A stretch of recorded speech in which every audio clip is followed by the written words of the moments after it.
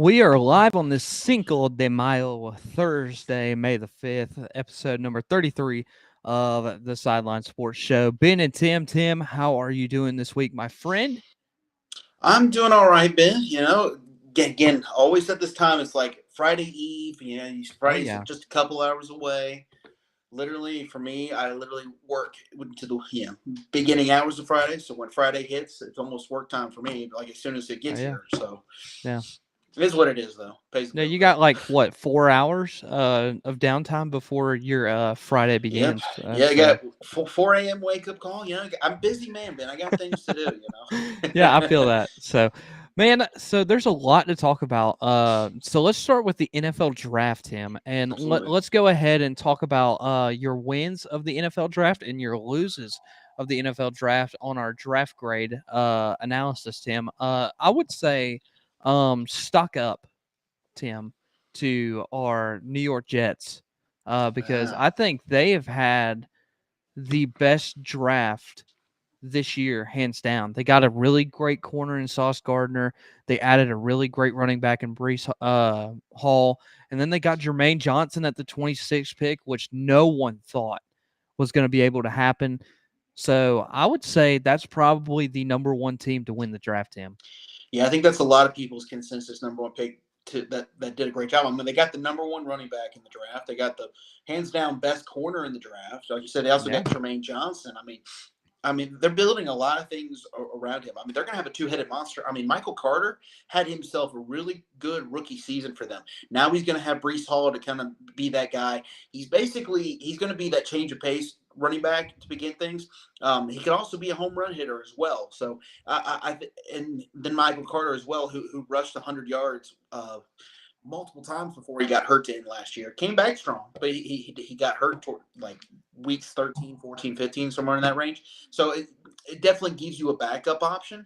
And now it kind of shows, all right, Zach Wilson, we're putting the pieces in front of you. The defense is still improving. It's getting better and better. We're giving you some offensive pieces. We gave you another running back, the best running back in this draft class. It's now it's like, okay, we got the pieces, we got the coach, we got everything we need. It's time to find out if you're for real or not. So, I like you said, I love the draft that they did. They've given Zach Wilson all the pieces that he needs, and he doesn't really have any more excuses really going forward. So, and another surprise I saw, I finally have my Carolina Panthers actually having a decent draft. We got the Oh, best offensive lineman in the draft. Ike Ekwonu, I think is how yep, you that's pronounce his correct. name. I think I love the Matt Corral pick. I think based off of what you can get, I think Matt Corral was definitely the most. Um, you got him where you should have gotten him. And most years he would probably be a third or fourth round pick. And and it's the same thing with Kenny Pickett, who went 20th overall to Steelers. Most drafts, like last year, Kenny Pickett would have been. If you're talking about this year's Kenny Pickett, would have been probably third or fourth rounder, if we're being honest with ourselves here. Yeah. And the draft class a year ago, just because that draft class was loaded with QBs. This one, not quite as much. Malik Willis kind of fell a long way, which I like that for the Titans. I think that was a great pickup at 84. I think he could be a very good replacement for, say, if Ryan Tannehill just no longer can get it done. Because, I mean, your days are numbered with Derrick Henry because while the guy is gigantic, he kind of ran into some injury problems. When we see that running backs get injured, that usually means they're not ever going to be as productive as they once were. That's right. So it's going to fall more on the quarterback, and we're just going to be time to find out. Hey, Tannehill, it's your time may be up there in Tennessee, and it doesn't help them in either that they got rid of Julio Jones, and also they traded away his best target, AJ Brown, to the Eagles on draft night. So they probably be my losers of the draft just because of like they got rid of their top target, and I don't know. I think that was a good pickup for them with Malik Willis down there, 84. But I just overall I think that they'd probably be one of the losers. I don't know when to put them because this team. I'm talking about the New England Patriots, Ben. Yeah, that was my next point I wanted to get to. I mean, I you don't First round pick. Talk about the first round pick first. yeah What the was your first thoughts round on pick. that? A lot of people, like the Rams who just won a Super Bowl, they came out and said Yeah, we had that guy. If you may be able to help me with the guy's name, I know it was an offensive lineman. Yeah, Um, I don't remember off the top of my head, but it was like a D2 or D3 school, I think. I don't even think yeah, it was D1. yeah, that or FCS or something like that. And it was just like, okay, who's this guy? Apparently, but it's also Bill Belichick. He has the knack for getting low end guys at certain times. Everybody's like, "Who is that? Why did he grab him?" And they turn out to be actually excellent players, or whether they help on special teams or turn out to be a really good player. Obviously, this guy's not going to be a special teams player, but still, definitely a guy that's going to offer protection for Mac Jones. If the first round pick, you expect him to start right away. So be interesting to see how that goes. But maybe Bill Belichick knows something we don't. And then the rest of the draft was kind of like, okay, I guess. It was like, all right, it is what it is. But my best value pick that I believe, I definitely got to go um, with. I think Matt Corral overall was the best pick where you got him for. And then I think Malik Willis kind of right behind him. Two quarterbacks in a draft that really you weren't too focused on QBs, but it was definitely a surprise to see Malik Willis fall as far as he did. Some people were projecting him in the first round or late first round, and he goes all the way in the 80s. And you're like, I kind of feel bad for him. So like, dude, that might have cost that guy like $20 million just Yeah. to I slip mean, that far.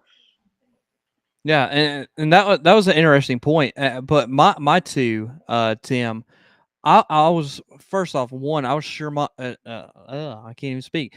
I was shocked that Jermaine Johnson went Yeah, 26th. I was, and you heard me last week. I had him projected in my top 10. So for yeah, me to have him fall that far, I was like, wow, that's shocking. And then I thought N'Kobe Dean from Georgia falling all yeah. the way to the third round was very shocking to me as well. And those were the two. I thought Jermaine Johnson easily, like I mentioned, could have been a top 10. I knew in my brain that N'Kobe Dean was going to be at least a first round pick, but actually fell all the way back to the third round because of a shoulder injury, Tim, is what they're saying. And he doesn't want to go get surgery or doesn't want to get it fixed or rehab on it. Mm-hmm. But that's why it's so far down the draft. And one of the one person that I'm shocked that didn't even get drafted at all, but did get signed as an undrafted free agent, Tim, is your guy out of Clemson, Justin Ross.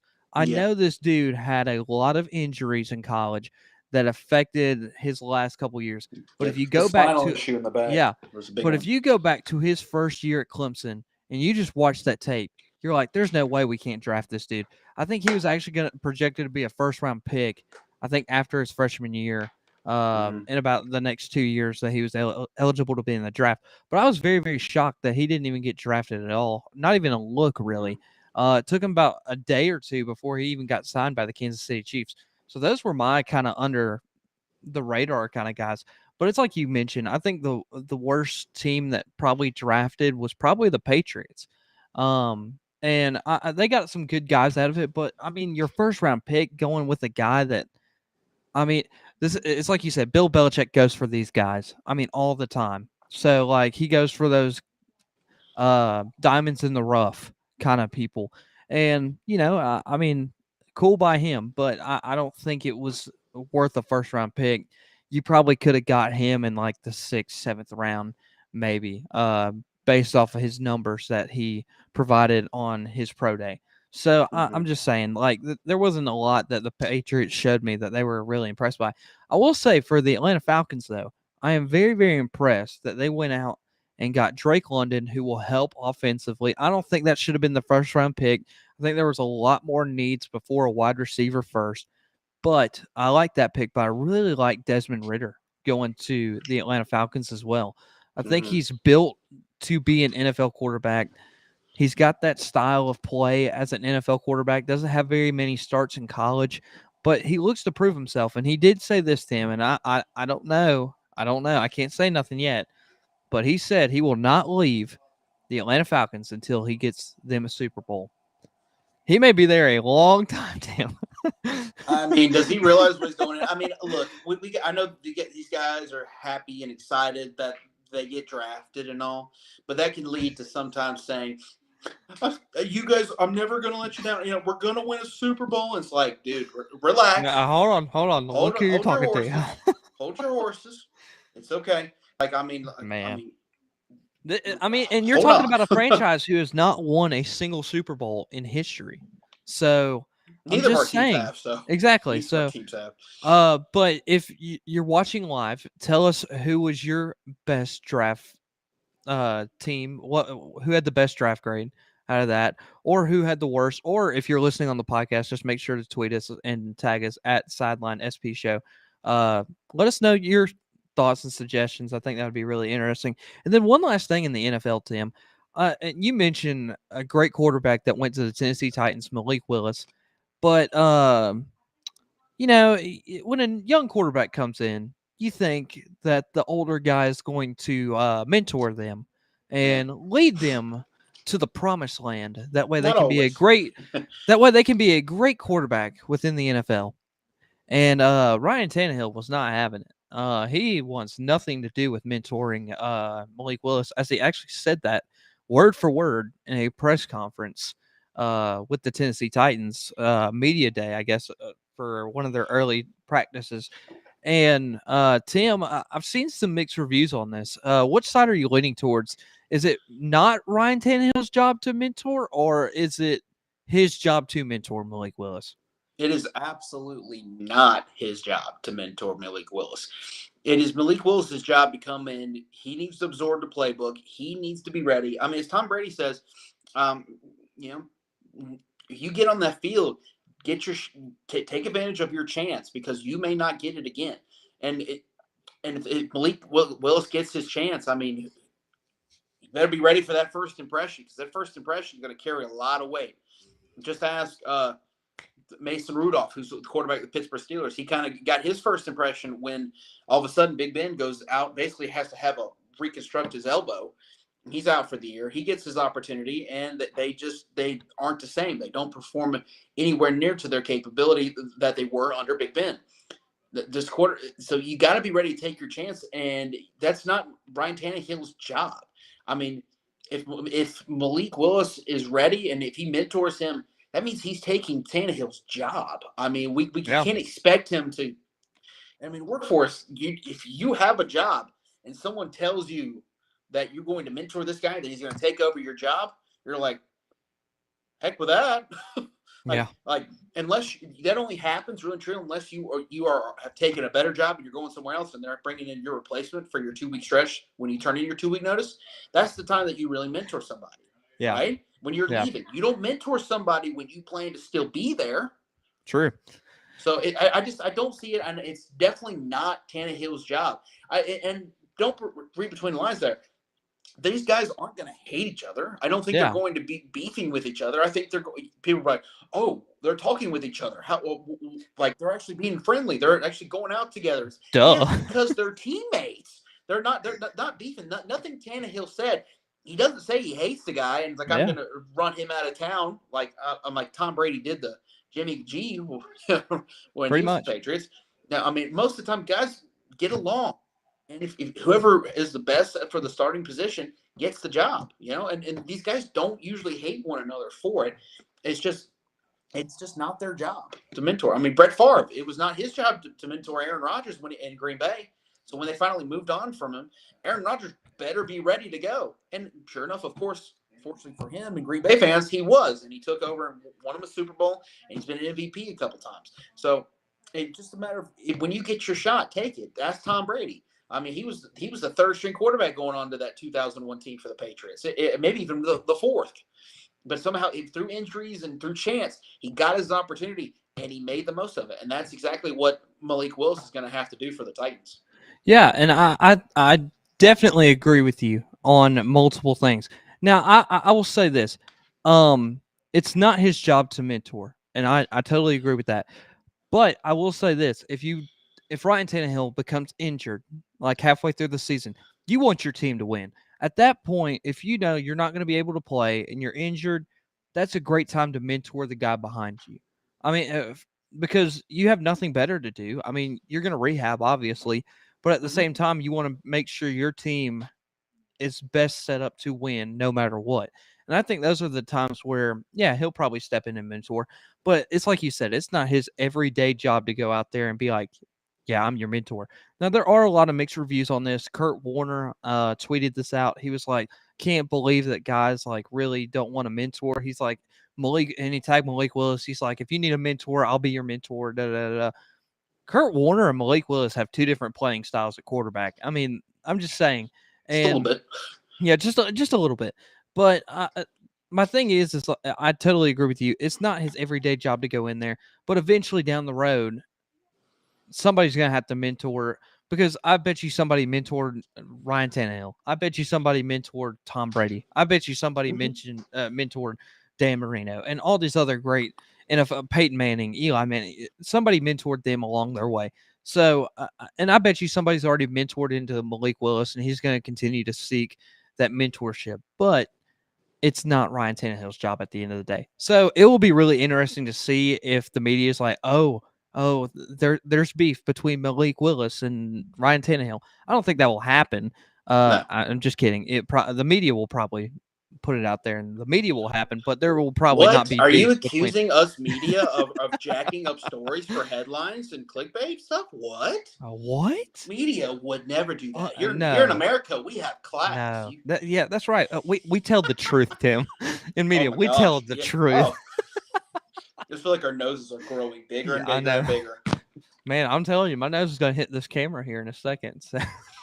All right. Well, when we're going to take a break, when we come back, we're going to actually talk a little bit about the MLB and why the umpires are really just god awful this year. Robo I mean, umps. Robo umps. yeah, and we're cheering for robo umps at this point. So we'll talk all about that and more right after the break. Don't go anywhere.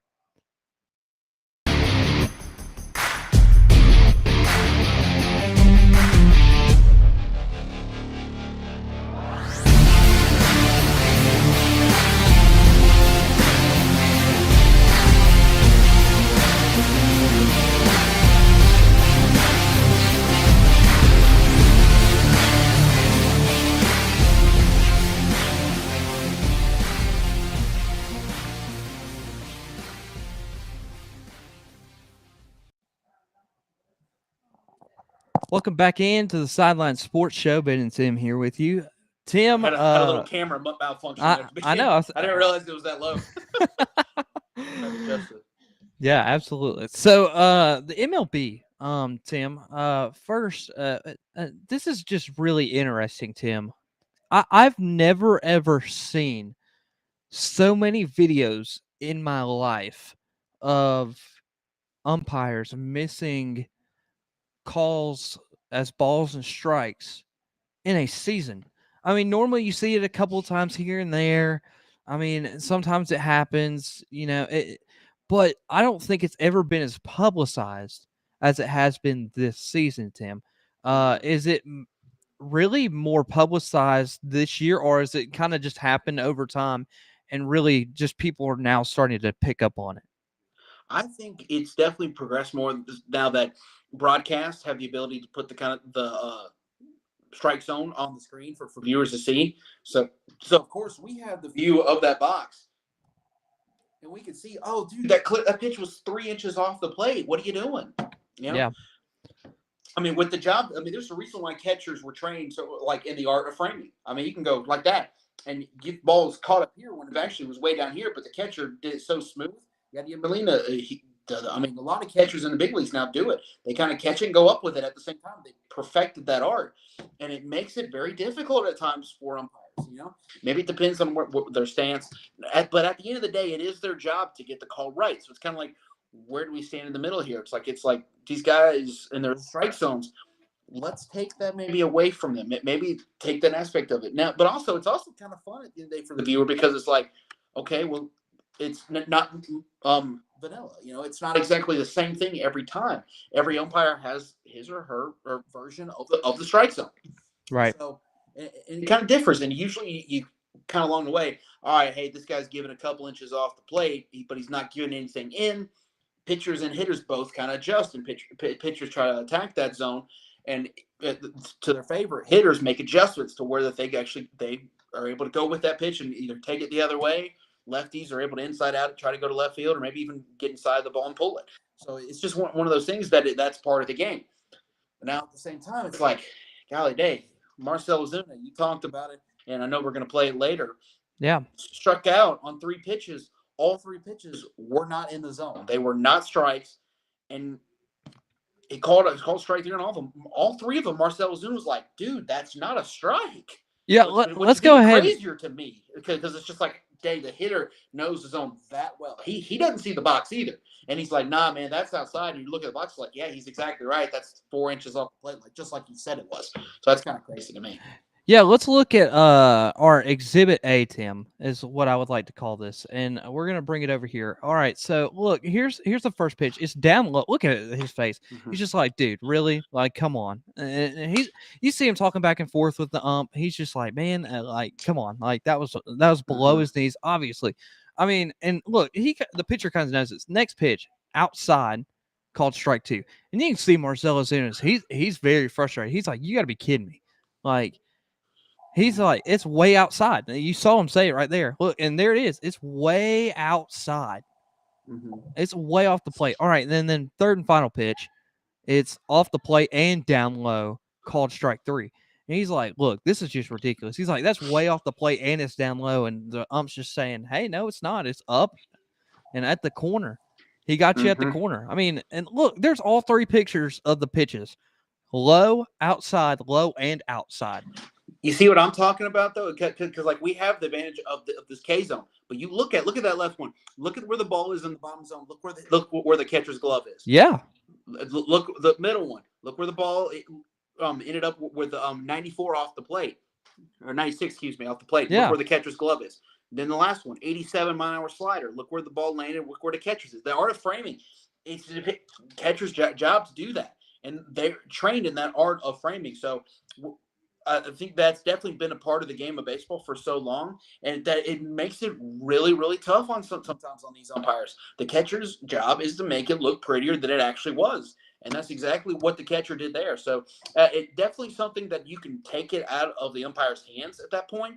Again, hopefully they're able to perfect the technology that they're working on in the minors right now, but I definitely think that at some point you're putting a lot on these umpires. Now they get paid like they should. They get paid to do a job. But right now you're seeing this is really not just Major League Baseball either. I mean, NBA, the refs are really, really sticklers on stuff, and they're calling ejecting guys. I mean, they ejected Draymond Green the other night for something that was just like, I don't think he was worth that. I know his reputation is what it is, but I don't think that warranted That an wasn't worth an ejection. ejection. Yeah. Yeah, and it's just like in officiating in the NFL, sometimes you're like, okay, does that not blatant pass interference? Like, what are we doing here? And it's just like a lot of questionable calls all the time. And it's just, I think a lot of it has to do with the fact of there's cameras everywhere. There's a technology like we've never had in any sports before. That a lot of bench points officials are getting called out now. They're not just saying no, that's a strike, and you live with it. No, it's like no, we can see on the camera there at the rules of the strike zone as they're written. We have it on there. We can see that is off the plate. None of that is touching. And so that is not a strike. And so I think that's something that you could possibly take away from the umpires and take it out of their hands. But again, it's almost like you're almost making the game too perfect at that point. You're not going to see anybody getting ejected. And that's one part that a lot of people are kind of like, we kind of miss that. Like I mean, I don't know what Bobby Cox would have done nowadays. Oh man. I don't know what he would be doing today. I mean, like he would not. I mean, I'm sure there's a Bobby, there's a way. But, I mean, he all-time leader in ejections. Now with replay, I think that's going to stand the test of time. So, but yeah, overall, man, I think it's good for the sport that these robo umps behind the plate come. I just think we do need to be careful about them because it could take part of the game that you're like, okay, this just doesn't quite feel the same. Yeah. And now, Tim, we get to show you another exhibit, and we call this Exhibit B for Mad Bum. All right. And this is the thing. And if you've known recently, the sticky stuff has not been allowed in the MLB for probably about a year and a half now. We're getting to that 2-year mark. And, the ump has to go and check your pitching hand, after you get done with the inning. It's just a normal rule in baseball now. But this is a little excessive, Tim. I don't know about you, but let's go ahead and throw this over here. But look at the umpire. He's not even looking down at the hand. Yeah, I saw this on Twitter, and I was like, I mean, even Diamondback's Twitter was like, yeah, this is just straight up uncomfortable. I mean, And look then at it. He's like staring into the eyes and the soul of Madison Bumgarner. And I'm a guy that's nicknamed Mad Bum. I don't know if I want to be looking into that guy's soul and I staring don't him either. down like that. I mean, goodness gracious.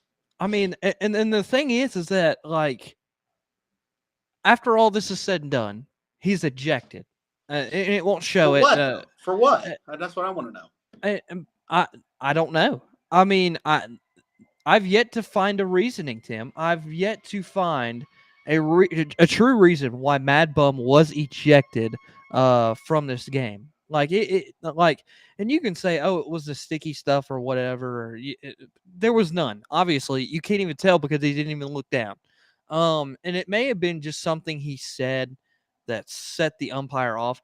Supposedly, they were kind of chirping back and forth during the pitches and Yeah. something like that. But I mean, come on, man. Like you're talking about Madison Bumgarner, who obviously is one of those guys to talk back. He does not give a crap. So, I mean, I'm just saying, like, this is not worth an ejection to me. It's not. Can I tell you? Can you show that video again? And Yeah. my idea I of got what you. Bumgarner's thinking. Yeah, go ahead. Yeah, Bumgarner. You would probably say get ejection. Oh yeah. You like doing that, don't you? Huh? Yeah. You like feeling those tight muscles in the hand. Yeah, you're getting real deep in there, aren't you? I'm sure. I'm thinking that's what I'm thinking. He probably said, and the umpire's probably looking at him like, "Come on, dude. Your reputation." He was already looking at him though, Tim. Yeah. He's looking at him. He's probably like, yeah. Give me that deep tissue massage in my hands, you know. Look, like, I want you to look he's at the. getting real dirty with it at this point, you know. And I'm thinking the umpire's like, nah, I'm not taking this. Look, I want you to look at. I paused it because I just realized something. Okay, for the first time watching this, look at the catcher over here to the right. Okay, he's like, what the world is this dude doing? Then you look at the photographer behind Madison Bumgarner. He's like, this is awkward. And then this lady over here to the left is like, what is going on? She's like, I didn't even do that with my man. What the heck? Hey, he's got a fetish. He's got a fetish. Okay, we're getting off the rails here, aren't we? Yeah, we're getting off the rails. Yeah. All right. Oh man, I'm just saying that was probably one of the most uncomfortable moments I think of the season, and like Corella Deville like stroking one of like a dog hair or dog on the side. It's just like this is just weird, man. I know. Like it's something I don't even know. It's not even something that normal people would even think about doing. And it's just like here we are just rubbing somebody's hand. It's like, is this massage good enough for you? Is this good enough? Is it like but someone looking at me like that, man, I don't know. I'm like into my soul, like I hate you. Like I'm like I a little sweat. I think that sunscreen. You're gone. You know, like God. What if that was like if Madison Bumgarner and this is we're gonna have to bring this umpire on because now I'm just curious. There's a lot of theories I got now. Yeah, but one of the theories could be Madison Bumgarner probably played this ump in like Little League, and he struck him out. And he went home and cried, and just he had like an 0 for 4 night. And Madison Bumgarner was like this top prospect. oh, and next thing you know, this little kid, what does he have to do for the rest of his life? Be an umpire in MLB baseball games. So he's like, I finally worked my way up to this moment, and he's just staring into his soul. You saying that reminds me. You remember from Avengers Endgame where the Scarlet Witch is looking at Thanos and going, "You took everything from me." And Thanos is like, I don't even know who you are. This is what that was like. That guy was like, you took everything from me, Madison Bumgarner. And Bumgarner's like, I don't even know who you are, dude. That's fantastic. That's fantastic. You saying that kind of what that reminded me of. So now, we're gonna clip that and we're gonna post it on social media. That's probably the best idea. That's probably exactly what happened. Let's be realistic. I mean, clip it and ship it, boys. And there you go. All right, we're gonna take a break. When we come back, we'll be breaking down the NIL because why it is basically taking over college football, and some boosters are shooting out some numbers to athletes on active rosters. And you're like, what in the world? That doesn't make sense. We'll talk about all that more when we come back. Don't go anywhere.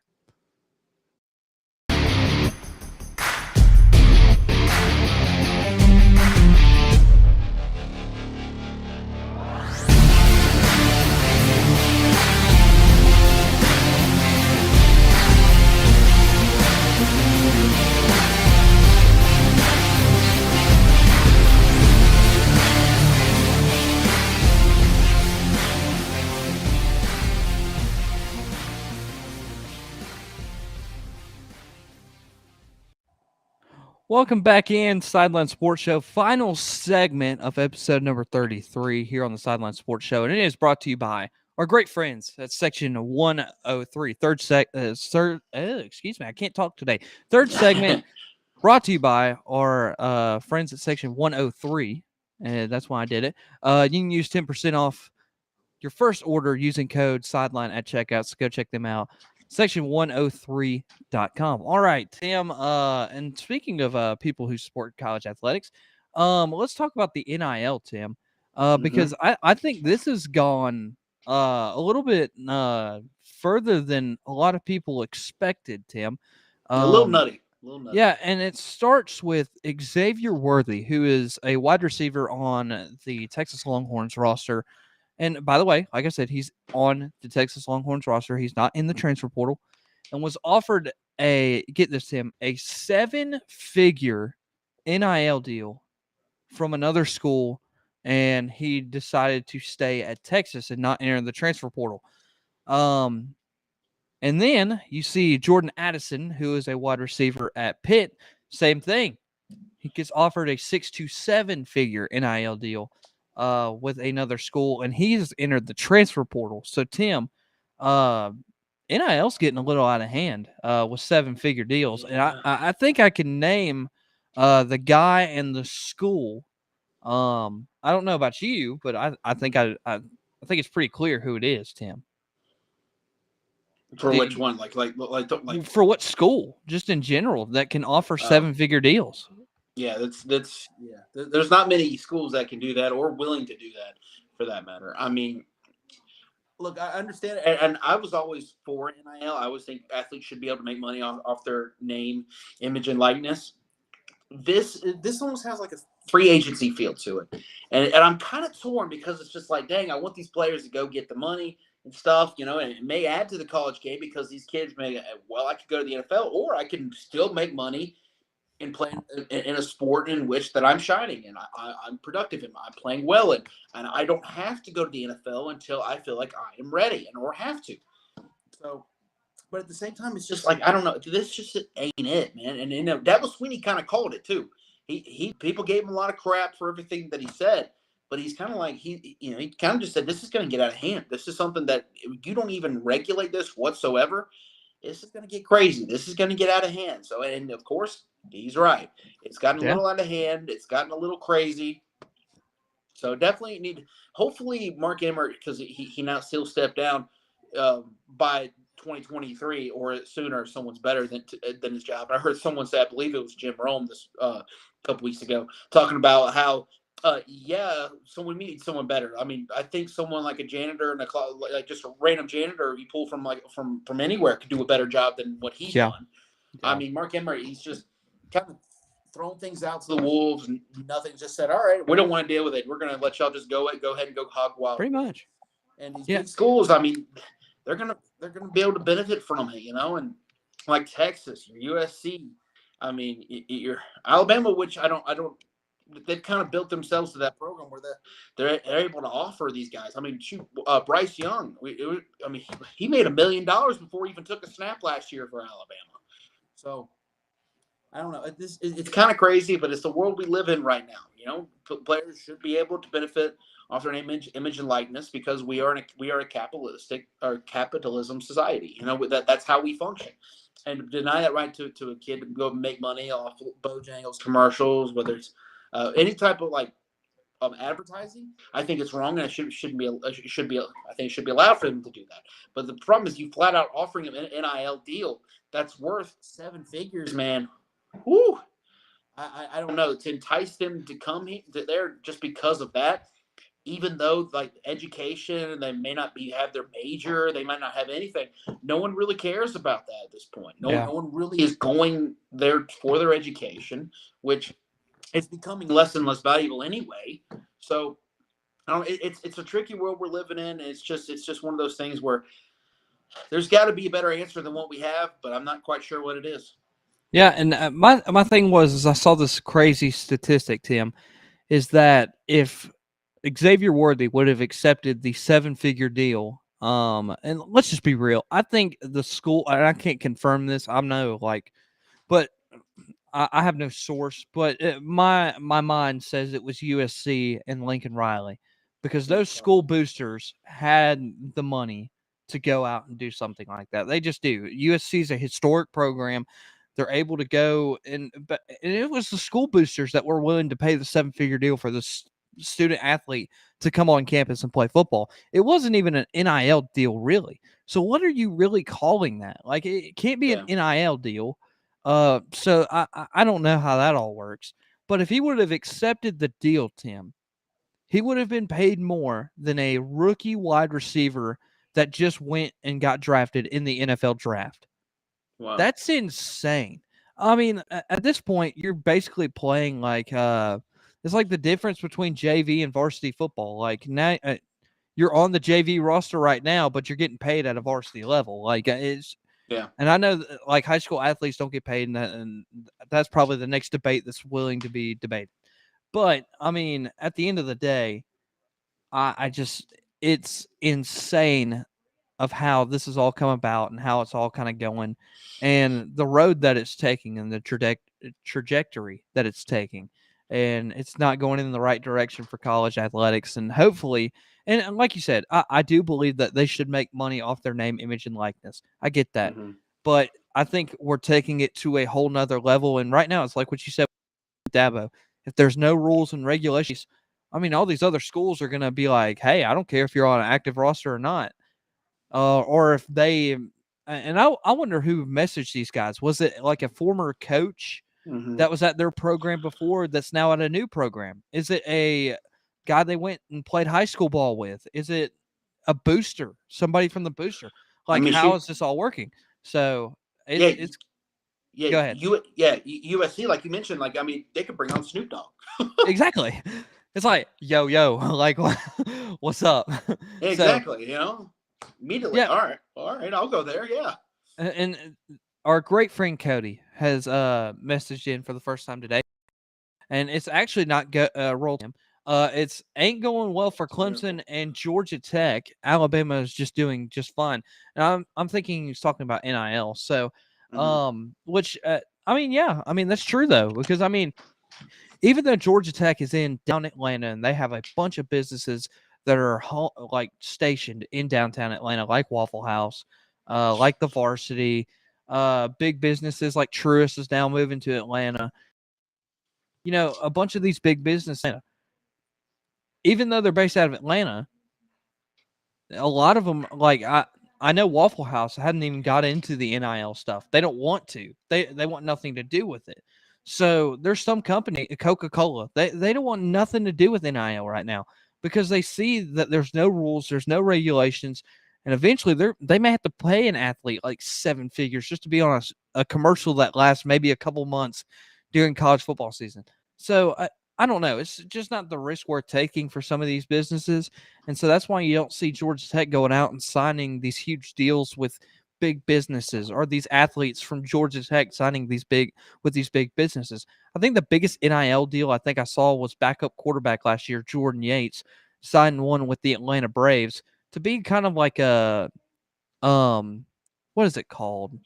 Just kind of like somebody who goes out and like promotes the Atlanta Braves and their merchandise and stuff like that. Basically, like a social Sales media rep. influence. Yeah, a social media influencer for the Atlanta Braves or a sales rep for the Atlanta Braves. So that's what he does, and he gets free tickets in advance or in that cause. So, but he's not at Georgia Tech anymore, so I don't know if that deal will still last. So, it's just interesting to him. And then Clemson, there's not a lot in Clemson that a guy can go, oh, I can go with this company over here. Like, they're based hmm right here in Clemson, South Carolina.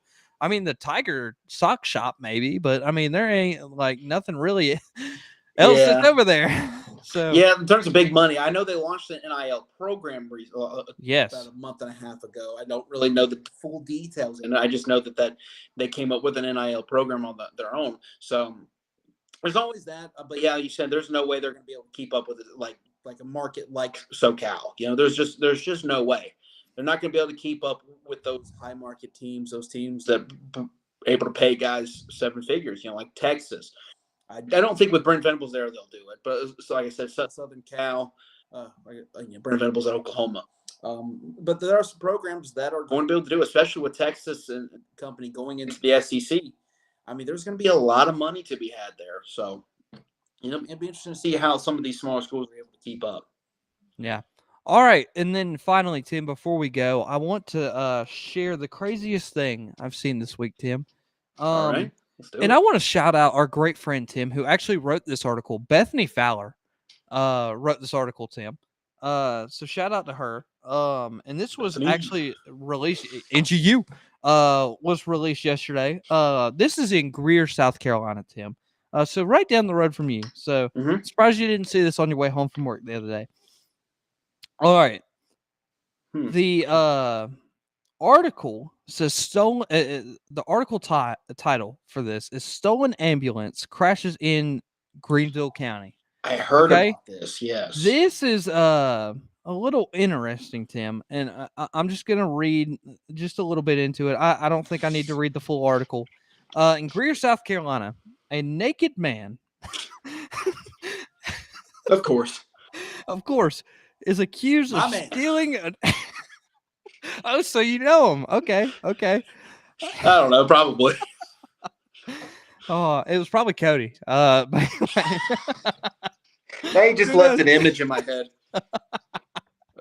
Oh man. Anyways, a naked man is accused of stealing an ambulance on Wednesday and crashing into a pole in Greer.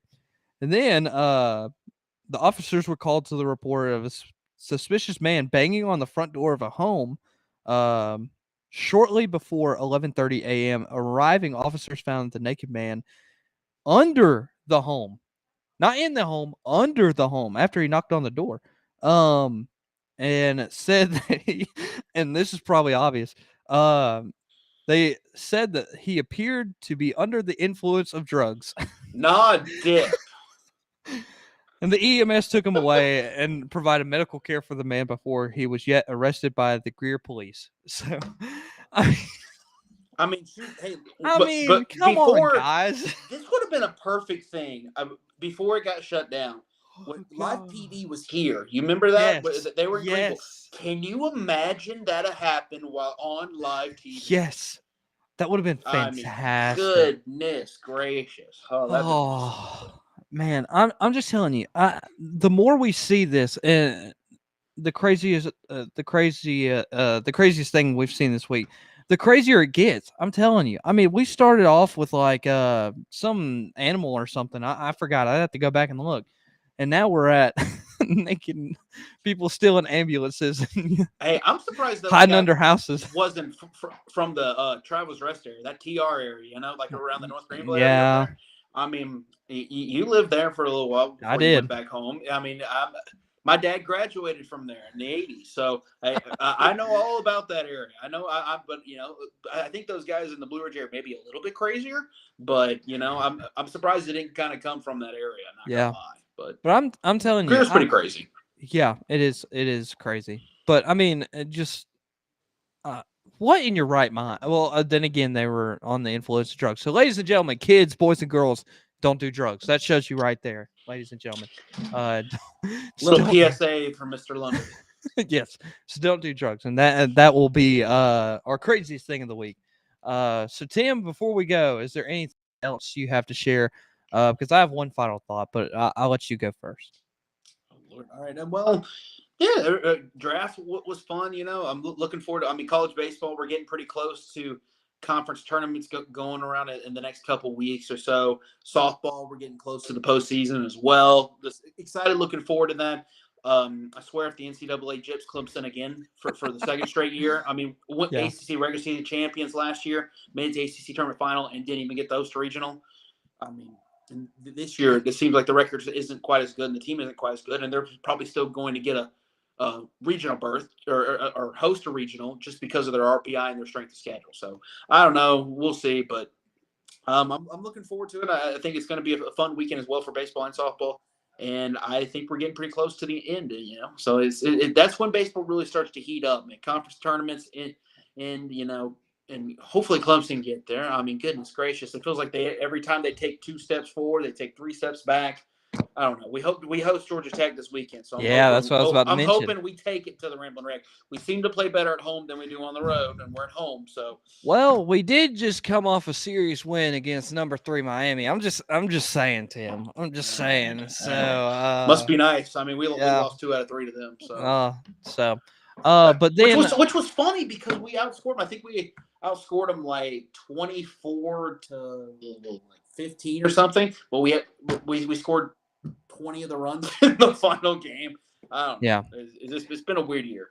The guy to watch out for in that game, Tim, because I got to Parada. watch him on Friday, is Kevin Parada. That dude, look, you can see him on TV. I went and watched it in person. I got to actually sit with a really cool new friend of mine now. Shout out Willie Wiley Ballard, voice of the Yellow Jackets baseball during the regular season on radio. So I got to go sit with him, kind of just talk about some broadcast stuff.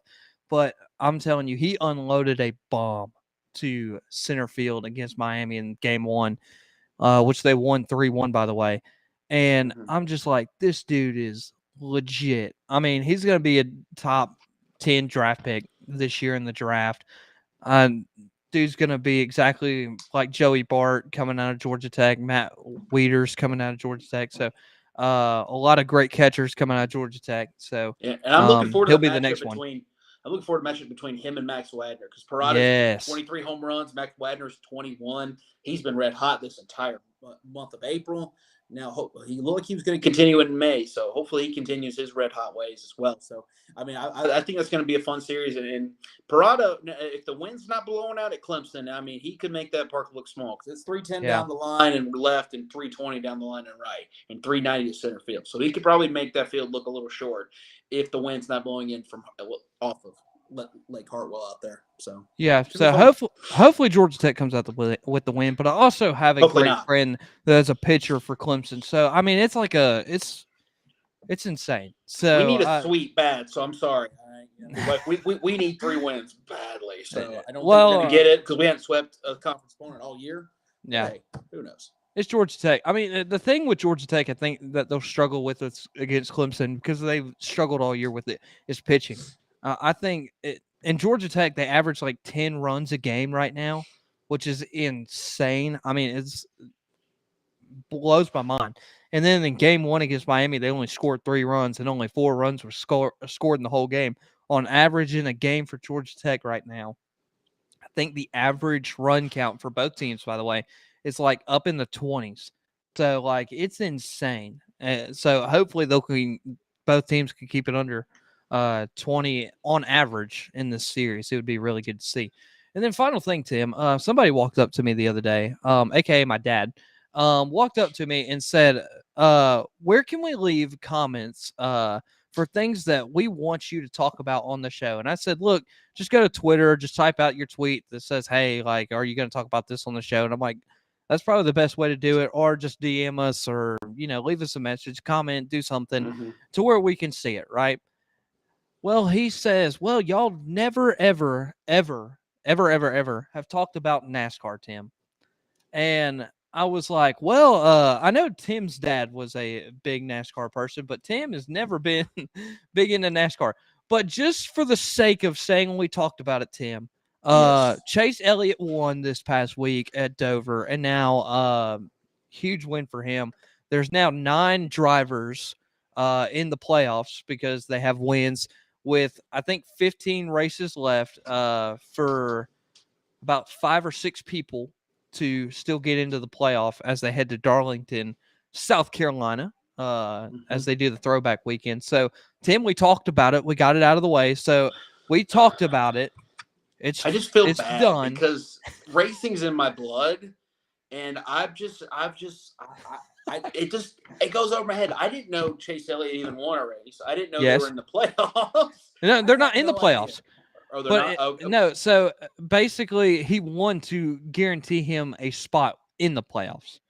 So if you win a race now, they changed the format. I think it was about 3-4 years ago. If you win a race now, you're guaranteed a spot in the playoffs. And then if you win a stage, you get playoff points that goes towards that. So Chase Elliott's now 3rd in the standings, behind Ross Chastain and want to say it's William Byron because they both have 2 wins other than one. So I'm not gonna um, lie, I have no idea who any of those people. I feel it's so bad okay. because I'm just like, this is just going over my head, and I'm like, I got a lot of things to watch, and Look, NASCAR is just one of those things. I'm just like, I'm constantly go go go go go. I can't sit there and watch oh 500 no, laps. I'm just I totally get it. And I'll be honest, I'm in it for the wrecks and the fights. That's it. true, Like that's a true. Yes, I like I will go back and watch a replay if it says that there was a fight or a huge wreck involved. Like that's worth watching to me. But like to see like this past week at Dover, they got rained out on Sunday, so I actually got to watch it here at work on Monday. So it kind of made work a little bit more fun on a Monday. yeah, Because the Braves are on Bally and none of us have Bally Sports in here. So I mean, we we can't watch it. So I was watching the Rays, but on if it happened even on Sunday, I wouldn't have watched it. There was no big wrecks, there was no fights. Like there was a confrontation at the end of the race between 2 drivers, but it wasn't anything like getting up in their face, like pointing fingers or anything like that. So it no wasn't really, haymakers. yeah, pretty much. So I mean, but it was still an exciting time to see Chase Elliott win. So kudos to him on getting his first win of the year. All right, before we go, make sure to go follow us on all of our social media platforms: Facebook, Instagram, Twitter, TikTok, and YouTube. Sideline Sports Show, or on Twitter at Sideline SP Show. And if you want to just leave a comment or talk about anything, talk about your draft grade, who's the best team that you thought draft the best, or the worst team that draft the best, or the worst, excuse me. Just go leave us a DM, comment, tweet, whatever. Tag the Sideline SP Show or Sideline Sports Show on all of our other social media platforms to get us involved and see your tweet. And who knows, we'll probably just bring it up on the show at some point next week or in the near future. So, and be on the lookout because who knows, we may start another podcast called the Sideline Sports Show Daily soon. Who knows? I mean, who knows? I mean, you Mm-hmm. just never know. You never Never know. know. So Never know. just keep an eye out. All right. Well, that's going to do it for this episode. Have a great week, and we will see you guys right back here next Thursday night, 6:15, right here on the Sideline Sports Show. Have a great week, and we will see you guys next week.